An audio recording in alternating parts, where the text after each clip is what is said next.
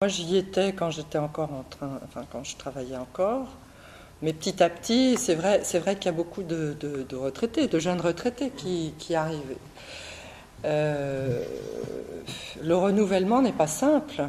Effectivement, je pense que c'est pas le bénévolat n'est pas quelque chose d'immédiat. Pour autant, je dirais pas.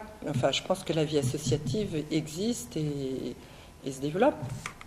Nous, par rapport au pouvoir public, nous sommes quelque part des prestataires de services, entre guillemets, et je mets des gros guillemets, parce que ce que nous voulons justement éviter, c'est de ne pas être que des prestataires de services, ce qui risquerait d'être un peu, actuellement, les politiques publiques tendent à faire des appels d'offres à tout bout de champ.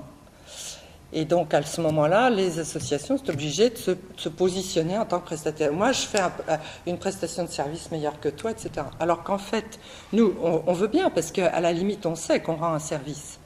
Mais on a tout le volet innovation. On est au cœur des besoins, on les voit, les besoins. Donc, il faut les faire remonter.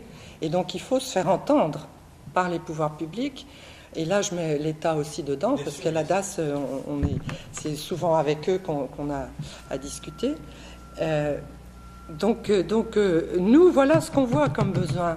Là, ce que vous nous demandez, c'est bien, on veut bien le faire, mais en même temps, là, il y a des besoins, il faudrait aussi les voir et voir quelles réponses donner.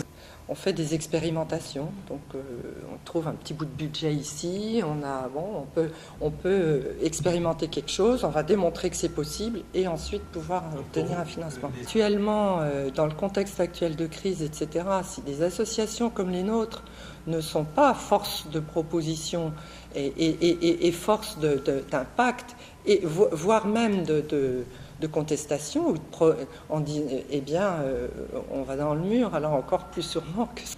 Or, en juin, coup de tonnerre dans le ciel hébroïcien, l'accueil de nuit va fermer.